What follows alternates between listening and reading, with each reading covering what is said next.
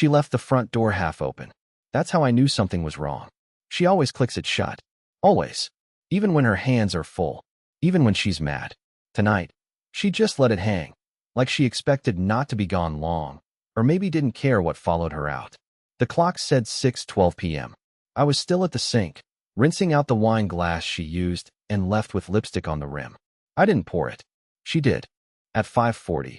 With that shaky smile she gives when she's already decided something and doesn't want to explain. You're really going? I asked. She nodded, applying lip gloss in the hallway mirror. Didn't even glance at me. You said your piece. I listened. That was a lie. I didn't say anything. Not really. I just sat on the edge of the armrest while she got ready and blinked a little too fast, hoping she'd look at me long enough to see the pleading in my silence. She didn't. She asked if her heels looked okay. I told her it might rain. She said she'd take an Uber. I said nothing. By 6:13, she was gone, and I was staring at that open door like a dog waiting for a command that never came. I should have closed it. But I didn't. I left it there, a silent witness to a decision I couldn't stop. I stood in the middle of the living room, holding that wine glass in a hand I didn't feel anymore, while the air slowly filled with the ghost of her perfume and something sour underneath. She said it was a birthday party for a coworker. Said everyone from the hospital would be there. Said she felt obligated. I don't know why that word made me flinch. At 7:45, the doorbell rang once. When I opened it, no one was there. Just a sealed envelope sitting neatly on the welcome mat. Inside was a single photograph. Not new, not old, just intimate, familiar. And she wasn't wearing the green dress she left in. She was wearing something else. Something I remembered from another night. A night that ended in the kind of silence that only ever means one thing. I sat on the stairs, holding the photo with both hands, afraid to bend it, afraid to breathe wrong and wrinkle what was left of my peace. And I waited. Not for her to come home. I already knew that version of her wouldn't. I waited to hear the lie she'd rehearse on the way back. I waited for the lie that would try to bury this picture in the ground between us. I sat with that photo for almost an hour, just looking at it. Not analyzing it, not comparing backgrounds or lighting, not flipping it over to check for scribbled dates or names. Just holding it, like it was warm or alive, or like it might whisper something if I stayed quiet enough. It didn't. She was leaning against a car I didn't recognize, in a dim parking lot, mid-laugh, hair tucked behind one ear like she always does when she's nervous. One of her shoes was off, her bare foot propped awkwardly on the rim of the tire. She wasn't posing. That's what made it worse. She didn't know this was being taken. Her smile wasn't for the camera. It was for whoever was standing in front of her. And that person wasn't me.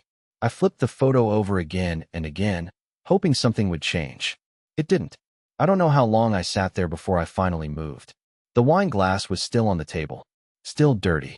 Still stained with that burnt red shade she only ever wears on special nights. I remember I touched the lipstick mark with my thumb like it was something sacred, something that used to belong to me. At 9:12, she texted. Still here. Might be late. Don't wait up, red heart. I stared at the heart emoji like it was an insult. She never used emojis. Not with me. We were too old for that. Too dry. Too worn in. I typed back. Did you forget something? No reply. Not even the 3 dots. She'd read it. I know because the read receipts turned gray, then black again. Nothing. I looked at the photo again, then went upstairs and dug through our bathroom trash like a man possessed. I was looking for the lipstick. That same color. Found it, snapped in half, the cap missing. Like she'd jammed it into her purse too hard and never noticed the damage. Around 10:03, the front door creaked. I froze. But it wasn't her. Just wind. It had blown the door wider, like the house itself was tired of pretending it wasn't missing her too. I closed it, locked it, bolted it. Then I turned off all the lights and sat in the dark, waiting. Not like a man waiting for his wife. More like a man waiting for a stranger to come home and pretend to be someone familiar. When she finally walked in, around 1:40 a.m., she didn't speak. Just tossed her purse onto the entry table, kicked off her heels, both still on, this time, and went straight to the kitchen. Opened the fridge. Poured herself orange juice. Who drinks orange juice after a party? I stood at the edge of the stairs, not saying a word, just watching her from the shadows. She didn't look tired, or drunk, or happy. She looked solved, like a problem that had figured itself out while I wasn't watching. She didn't see the photo on the coffee table. Or maybe she did and ignored it.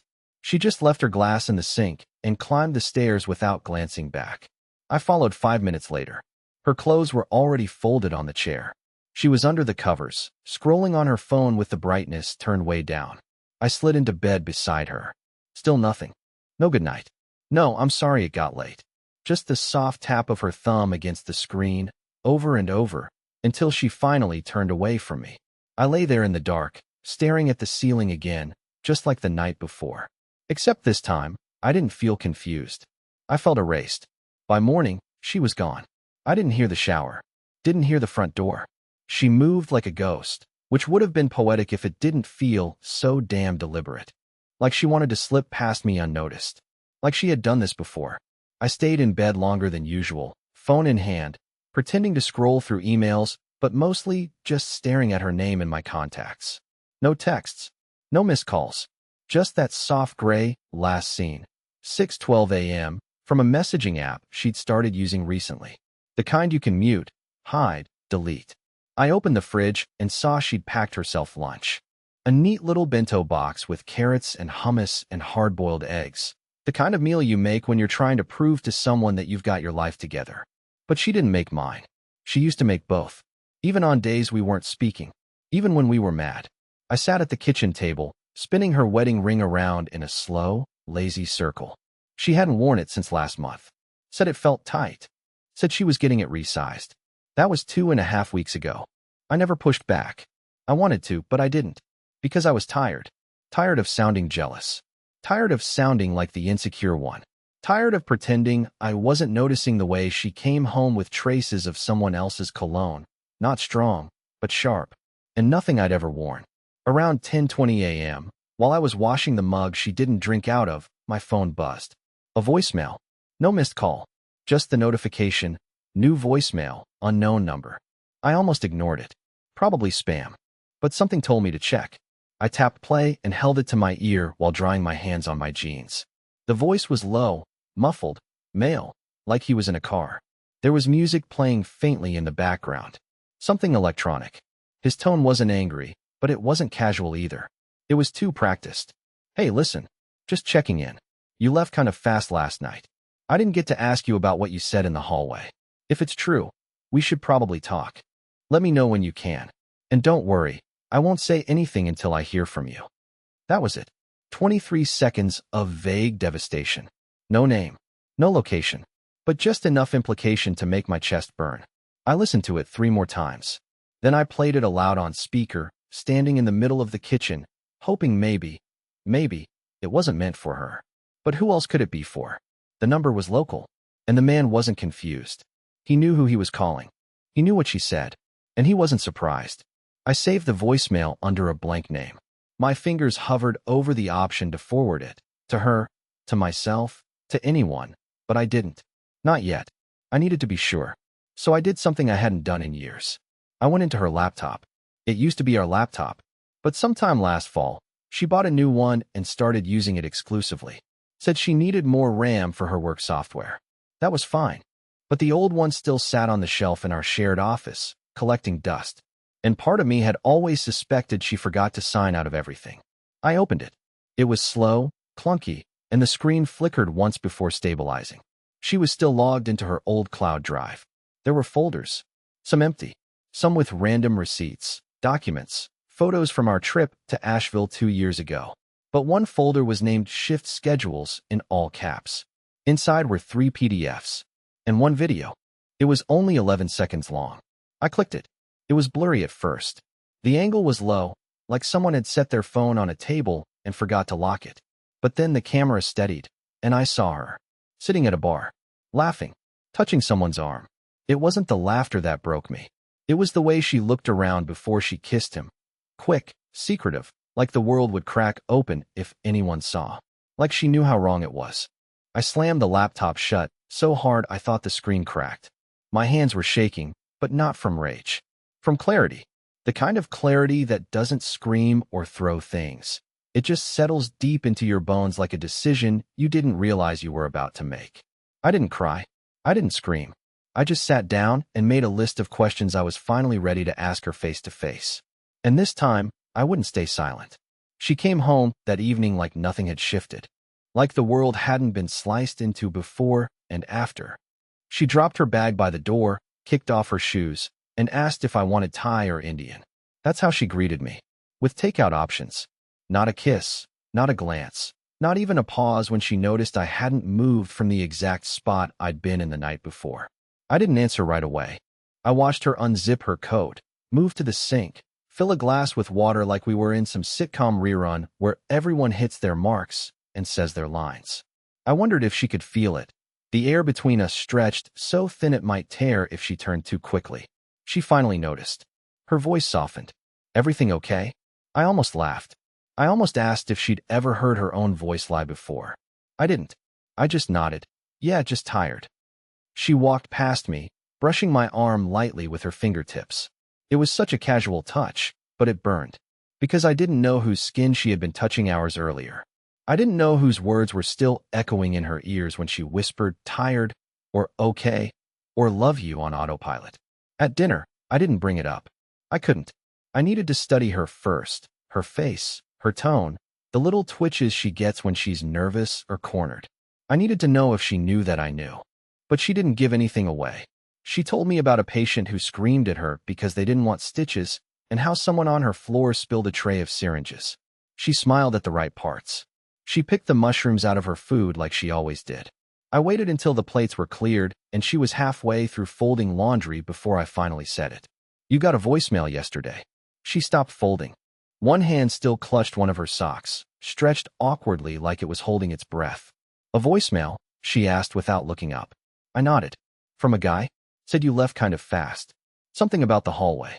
Now she looked up and lied. Oh, that must be Cody. From work. He was probably talking about shift coverage. There's been a lot of confusion lately.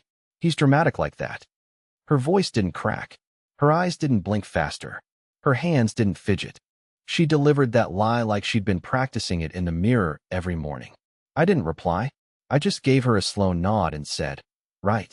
She went back to folding the sock like nothing had happened, like she hadn't just deflected a bullet with a smile and a fake name. The rest of the night was normal. That's what made it terrifying. She kissed my cheek, watched half an episode of some reality show, told me she was going to bed early.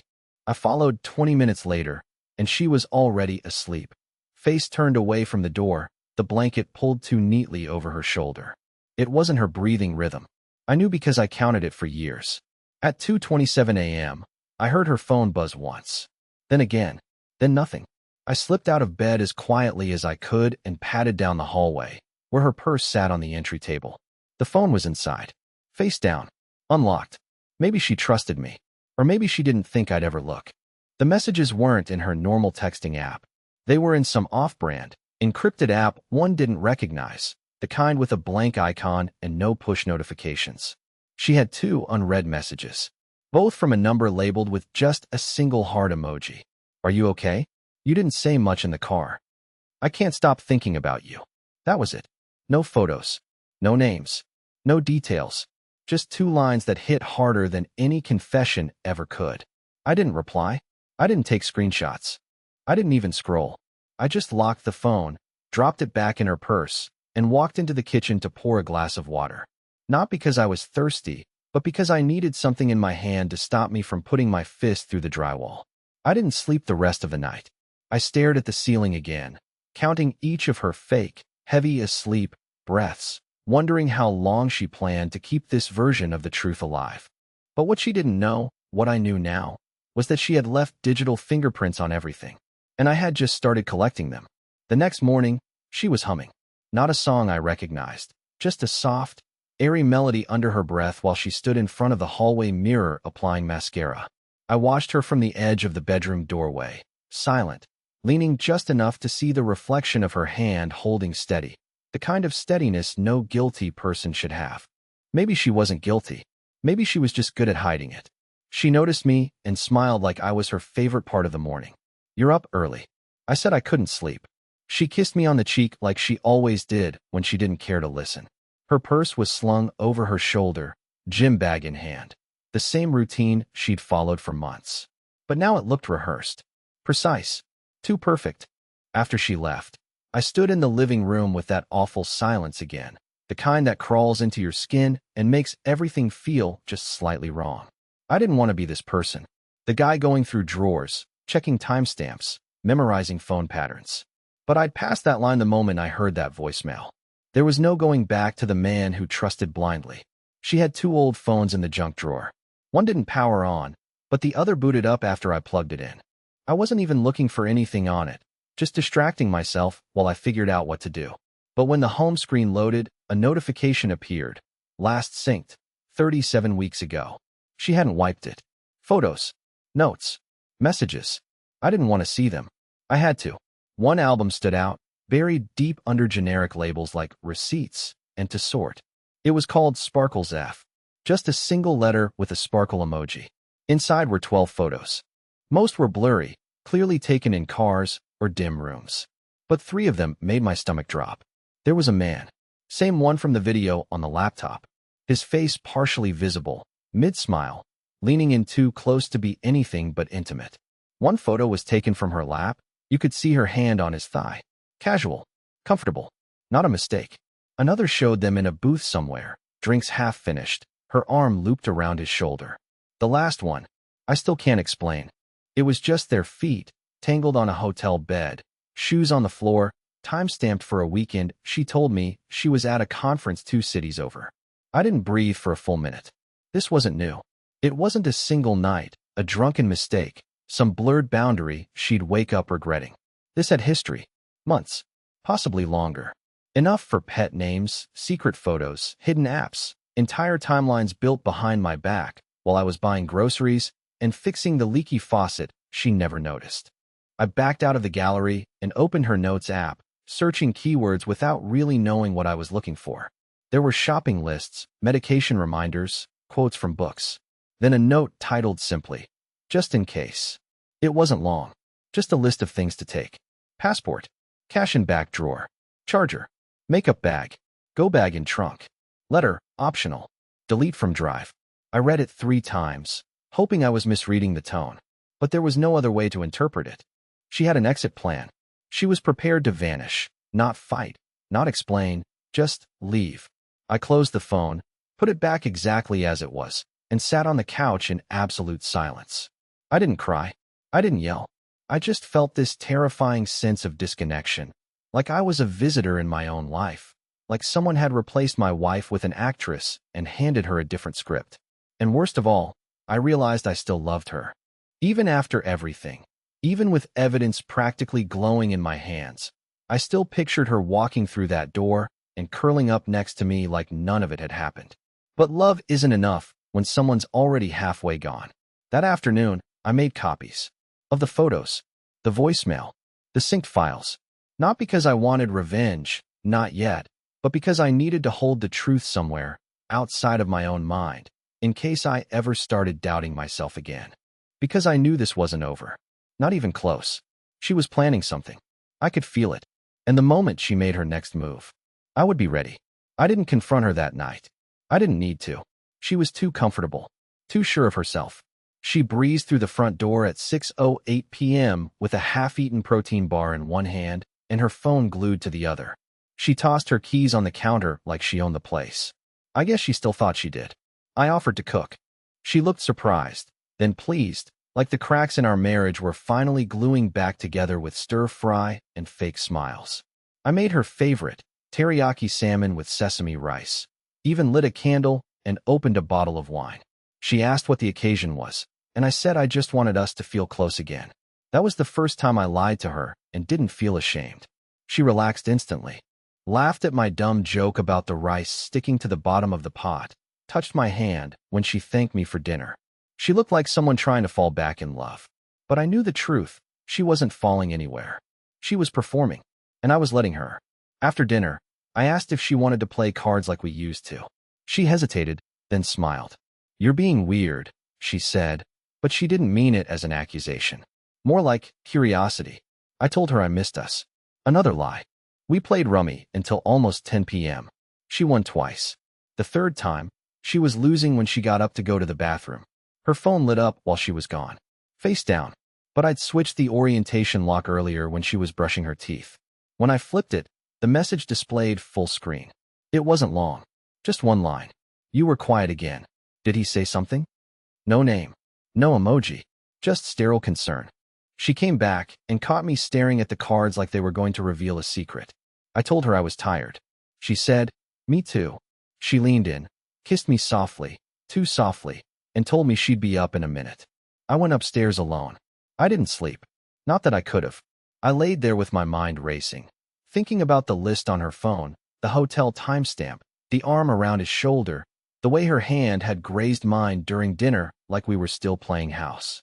And then something happened I didn't expect. She came to bed, crying. Not loud, not messy, just quiet, restrained sobs like she was trying to keep her ribcage from cracking open. She didn't see me watching. She thought I was asleep. I listened as she curled up with her back to me and buried her face in the pillow. At first, I felt something close to pity. I almost reached out, almost whispered, talk to me. But then I remembered everything. The photos, the notes, the man with no name, her hands in his lap, her face tilted up toward his like it was the only place she ever wanted to be. So I did nothing. And that broke her even more. She left early the next morning, no makeup, sunglasses on, barely said goodbye. I watched her pull out of the driveway, wait too long at the stop sign like her thoughts were lagging behind her body, then disappear. That's when I opened the laptop again. Not hers. Mine. I drafted an email. Not to her. Not to him either. To myself. A backup folder I'd never told her about. I uploaded everything. Photos. Screenshots. A transcript of the voicemail. The synced files from her old phone. Her just-in-case list. I added a short message. If anything happens, this is what really went on. She's not who she says she is. I scheduled it to send in 48 hours. Not because I thought she was dangerous, but because I knew I couldn't keep holding this truth alone. I needed insurance, even if it was just for myself. Later that afternoon, I left something on the kitchen table. Just a slip of paper. Handwritten. One sentence. You've lied to me every day for the last 8 months. Let's talk. No name. No threats. No accusations. Just that line. Then I left the house. I didn't go far. Just sat in the car at the end of our block, watching the porch through the rearview mirror, waiting to see how she'd react. She got home at 6:41. Unlocked the door. Went inside. It took her 6 minutes to find the note. And when she did, she didn't cry. She didn't panic. She didn't even call me. She picked up her phone, made a single call, and said 4 words I'll never forget. He knows. What now? Then she hung up, and I started the engine, because I knew exactly what came next. I didn't go home that night. I drove for hours, aimlessly, my hands shaking on the wheel even when I wasn't turning. I couldn't get her voice out of my head. He knows. What now? Not I can explain. Not I'm sorry. Not even panic. Just calm calculation. Like I was a problem to be solved. Like she had a plan. I ended up in a motel 2 towns over. Paid in cash. Didn't tell anyone. I didn't even bring a change of clothes. Just sat there in a room that smelled like bleach and old cigarettes, staring at the popcorn ceiling and trying to figure out if I was about to lose everything or if I already had. At 3:14 a.m., my phone buzzed. One message. We need to talk. I'll be home at 8. I hope you have the spine to be there. Not a question. Not a plea. A statement. I read it 5 times, and each time it twisted tighter in my gut. I wasn't dealing with someone ashamed or afraid. I was dealing with someone ready. Someone who had played this game longer than I realized, and was now daring me to join her on the same board. By 7:40, I was parked 2 blocks from the house, watching it through fogged windows, the engine still running. I don't know what I thought I'd see. Maybe another man showing up, maybe her leaving again. But the street stayed quiet. The house stayed still. And that silence scared me more than if I'd seen her kissing someone on the porch. At 8:01, I walked in. She was already sitting in the dining room, hair up, fresh coffee on the table, laptop open like she was prepping for a job interview. She didn't look up when I entered. Didn't flinch. Just gestured to the chair across from her. I sat. She closed the laptop and took a sip of coffee, then finally met my eyes. You've been digging, she said, like she was reading a weather report. How far back did you go? I didn't answer. She smiled, almost fondly. You found the hotel photos. The voicemail. The little list, right? God, I should have deleted that. You were always too curious for your own good. Still, I said nothing. I wanted her to fill the space. To reveal what she'd rehearsed. Because I knew whatever she said next wasn't going to be the truth. It was going to be a version of it, one that she could live with. I'm not going to insult you by denying it, she continued, folding her hands like a schoolteacher. Yes, there was someone. Yes, it was physical. Yes, it went on longer than it should have. Are you satisfied now? I let the words sit there between us like spilled wine on white carpet. No amount of scrubbing was going to clean this. She leaned in slightly, voice softening. But that's not the part that matters, is it? You don't care about the act. You care that I didn't tell you, that I had a life without you, that I made decisions without your permission. That hit harder than I wanted it to, because somewhere in the back of my mind, buried under the betrayal and anger, I had wondered if this was my fault. If I had missed something, overlooked something, been something that made her step outside our marriage. And hearing her say it, so cold, so casually, flipped a switch I didn't know I had. You don't get to turn this into a TED talk about empowerment, I said, finally. You lied. Repeatedly. You made a second life. You were planning to leave me without a word. She laughed. Actually laughed. A soft, sharp sound like she couldn't believe how naive I still was. Caleb, she said, shaking her head. You think this is new? You think this is about him? I've been gone for years. You just finally noticed. That broke something in me. Not because she said it, but because she meant it. All the dinners, the quiet nights, the polite kisses, the shoulder touches, it had all been muscle memory. A performance. And I had applauded like a fool while she hollowed out the life we built together. I stood up, walked to the kitchen, grabbed the envelope I'd prepared the night before. Not a divorce filing. Not yet, but copies of everything I'd saved. I dropped it on the table in front of her. Her smile vanished. I already backed it up, I said. In 3 places. Including an email that goes out automatically if I miss a check-in. So don't get cute. She looked up at me, eyes narrowed. So this is war now? No, I said. This is me finally playing the game I didn't know we were in. For the first time in weeks, she had no comeback. No smirk. No fake laugh. Just silence. But it wasn't victory. It was the calm before the next storm. Because if I knew her at all, and I still wasn't sure I did, she wasn't done. She was regrouping. And whatever she planned next, it wasn't going to be an apology. She didn't say anything for a long time. The envelope sat between us like a loaded weapon neither of us wanted to touch. The dining room, once filled with quiet Sunday breakfasts and holiday leftovers, now felt like a courtroom. 2 people staring across a polished table, waiting for the verdict. But the jury had already gone home. There was no one left to convince but ourselves. She reached for the envelope slowly, fingers grazing the edge, then stopped. Instead, she looked at me with something I hadn't seen in her face in a long, long time. Not guilt, not defiance, just exhaustion. I didn't want to destroy us, she said, barely above a whisper. I just didn't know how to exist as myself and stay here. I didn't reply, not because I didn't want to, but because I finally understood something she'd never said out loud.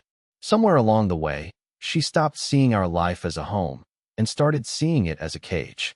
And that terrified her more than any consequences. I loved you, she continued. I still do, in some weird, twisted, probably broken way. But I wasn't in love anymore. And I didn't know how to tell the man who never did anything wrong that I was leaving anyway. Those words hurt, but they also healed. Because for once, they were true.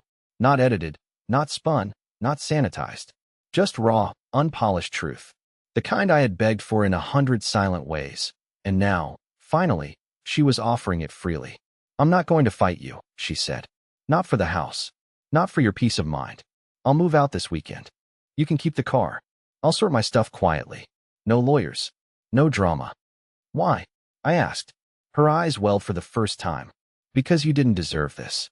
And because I know what it's like to carry around pain with nowhere to put it. I don't want to be another wound you have to explain. For the first time in weeks, I felt something shift in my chest. Not relief. Not triumph. Something quieter. Release.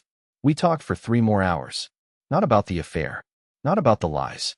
We talked about the years before it. The laughter, the late-night ice cream runs, the road trip to Tennessee where we got lost and found a hidden waterfall. We didn't cry much. Just sat in the quiet knowledge that what we built had been real once, even if it didn't survive. She moved out 3 days later. No screaming. No police. No threats. Just a box of clothes, her cat, and a soft goodbye at the front door. "Take care of yourself," she said. "You too," I replied, and meant it. It's been 8 months since then. The first weeks were brutal. The house echoed. Every drawer had a ghost. I caught myself reaching for her side of the bed more times than I'll admit. But then, slowly, life returned. I started walking again, first to clear my head, then just because I liked the quiet. I reconnected with my brother, who I hadn't seen in years. I even started therapy, not to fix anything, but to understand myself better. And in that process, I began to realize something. I wasn't broken. I was bruised, hollowed out, but not broken. Pain doesn't mean you failed. Sometimes it just means the story changed without your permission. A month ago, I met someone new. We're taking it slow, very slow. She doesn't flinch when I get quiet. She doesn't try to fill every silence. And the first time I told her about Raina, she didn't ask for details. She just asked if I'd healed. I said I was still healing, and she smiled. That was enough. So, no, I didn't get closure in the way I expected. There was no screaming match, no dramatic reveal, no revenge fantasy played out in some perfect ending. What I got was better. I got to let go. I got to breathe. And after everything she took from me, that might be the one thing I'm most grateful for. She left, and I found myself again.